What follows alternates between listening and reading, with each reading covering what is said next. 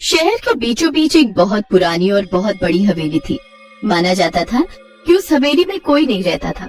एक कॉलेज में 6 दोस्त पढ़ा करते थे, जिनके नाम राहुल, प्रीति, प्रियंका, मोहित, काजल और सुनील थे। एक दिन उन सब ने कहीं घूमने का प्लान बनाया। किसी टूरिस्ट प्लेस पर घूम कर आते हैं, थोड़ा हम भी देखें कि हमारे राजाओं ने कितनी अच्छी चीजें बनाई थी। नहीं यार, इतनी गर्मी में टूरिस्ट प्लेस कौन जाएगा? मैं तो नहीं जाऊंगी। तुम लोग को जाना है तो जाओ। हाँ सही कह रही हो प्रीति, घूमने से ज्यादा तो हम परेशान हो जाएंगे।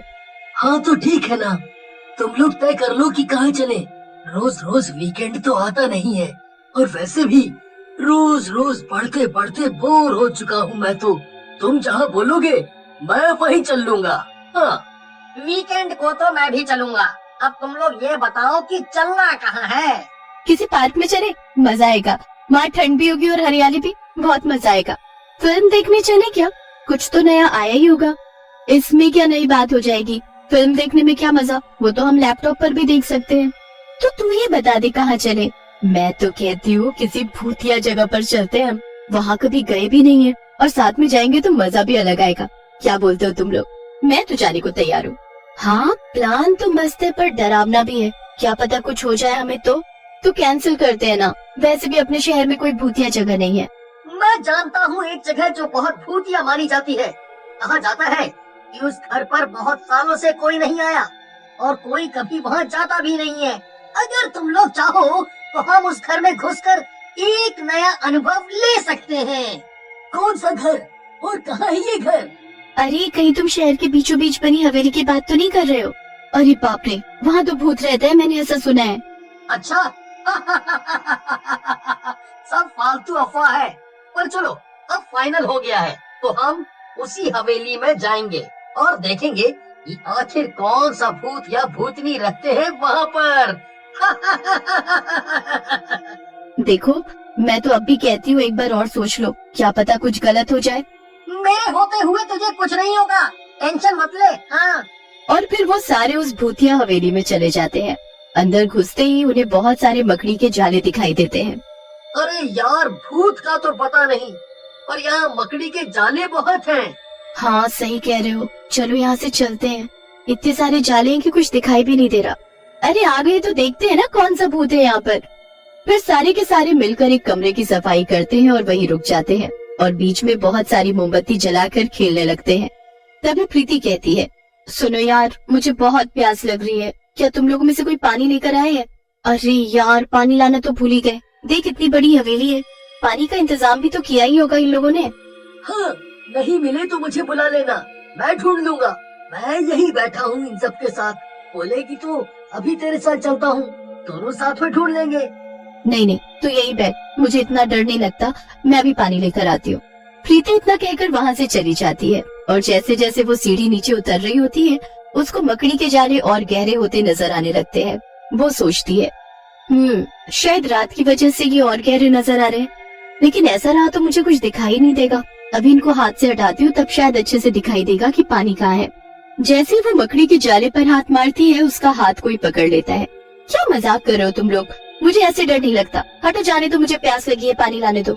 मकड़ी के जाले में फंसी हुई एक चुड़ैल उसके सामने आ जाती है और उसको बोलती है, प्यास तो मुझे भी बहुत लगी है। अच्छा हुआ तू आ गई, चल आजा, साथ में पानी पीते हैं। इतना बोलकर वो प्रीति को चुड़ैल अपने जाल की तरफ खींचती है और उसी में गोल गोल घुमाकर मार डालती है। फिर उसका खून पी जाती है। इतना करके चुड़ैल फिर से अपने मकड़ी के जाल में छुप जाती है। अरे क्या हुआ? प्रीति इतनी देर से गई हुई है, अभी तक नहीं आई। पानी लेने गई है या कुआं खोदने? मैं जाकर देखता हूँ। तुम लोगों में से कोई साथ चलना चाहेगा? क्यों, क्या हुआ? तुझे अकेले जाने में डर लगता है? प्रीति तो अकेली चली गई, तुझसे बहादुर तो वही है। डरपोक कहीं का। तुम्हें नहीं जाना है तो मत जाओ, मैंने बस ऐसे ही पूछा।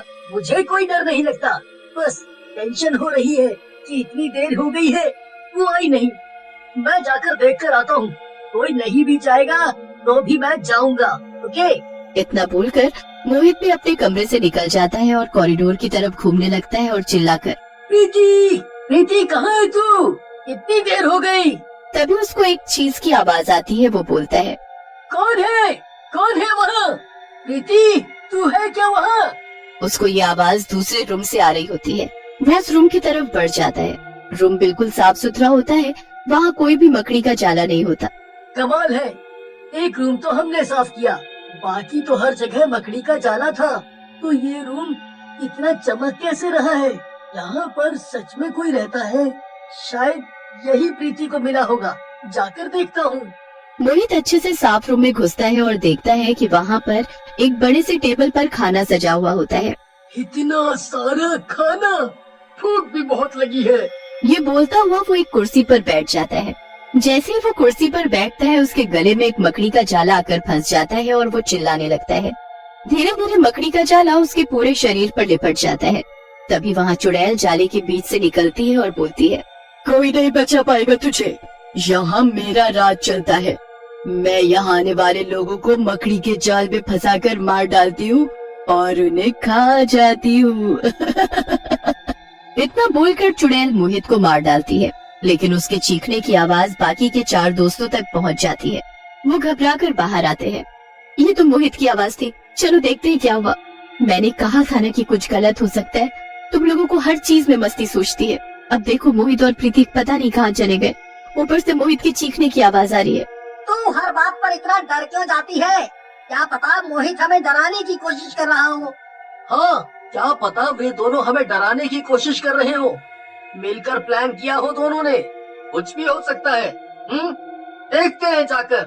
नहीं, मगर काजल सही कह रही है, क्या पता कुछ गलत हो गया हो। हमें यहाँ से चलना चाहिए, मुझे डर लग रहा है। वो चारों जैसे ही गेट की तरफ पहुँचते हैं, गेट बंद हो जाता है और पूरे गेट पर मकड़ी का जाला फैल जाता है और उस जाल में से एक भयानक चुड़ैल बाहर निकलती है। क्या हुआ?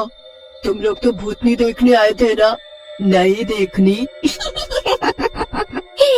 यहाँ कोई भूत नहीं रहता, यहाँ मैं रहती हूँ, चुड़ैल। इतना कहकर वो सुनील की गर्दन से सुनील को उठा लेती है और फिर नीचे पटक देती है और एक बार फिर अपने जाल में फंसाकर सुनील को उन तीनों के सामने मरोड़ देती है और फिर खा जाती है। राहुल, काजल और प्रियंका बहुत डर जाते हैं और खिड़की से कूदकर बाहर पहुंचते हैं। वो लोग जंगल की तरफ भाग ही रहे होते हैं कि अचानक राहुल और प्रियंका के पैरों को मकड़ी के जाले जकड़ लेते हैं। चुड़ैल उन्हें जालों में जकड़कर पैरों से खींचते हुए अपनी हवेली की तरफ ले जाती है और पेड़ पर टांग देती है और फिर अपने नाखूनों से दोनों का पेट फाड़ देती है। ये सब देख काजल एक पेड़ के पीछे छुप जाती है। आखिर में तो ही बच गई है, कब तक बच पाएगी? आज नहीं तो कल ये चुड़ैल तुझको खा जाएगी। चुड़ैल यही गाते हुए काजल को ढूंढती है। तभी उसको रोने की आवाज आती है। काजल रो रही होती है। क्या हुआ? डर लग गया? तुम ही लोग देखने आए थे ना यहाँ भूत? ऐसे होते हैं भूत, देखो। मुझे माफ कर दो, प्लीज माफ कर दो। मैंने उन लोगों को मना किया था, वो लोग नहीं माने। अब मैं कभी यहाँ नहीं आऊंगी। मैं हमेशा के लिए यहाँ से चली जाऊंगी और ना मैं किसी को बताऊंगी कि यहाँ पर क्या हुआ था। प्लीज मुझे जाने दो, प्लीज मुझे जाने दो। तुमने वैसे ही 5 लोगों को मार दिया है, तुम्हारा पेट तो भर ही गया होगा। मुझे छोड़ दो, मुझे जाने दो। मैं एक दिन में 1 मारूं या 5, मुझे फर्क नहीं पड़ता। और तुझे छोड़कर क्या मैं अपनी शामत बुलाऊंगी? तुझे अगर नहीं मारा तो तू मुझे मरवा देगी। अच्छा है मैं तुझे भी मार डालूं, क्या पता फिर ऐसे ही तेरी तरह कभी कोई और ग्रुप आएगा भूतिया हवेली घूमने। इतना बोलकर चुड़ैल अपने मकड़ी के जालों को काजल पर फेंकती है और खींच लेती है और उसके पेट में अपने नाखून डाल देती है, जिससे काजल भी मर जाती है। उसके बाद चुड़ैल हंसने लगती है और फिर से पूरा घर मकड़ी के जालों से भर जाता है।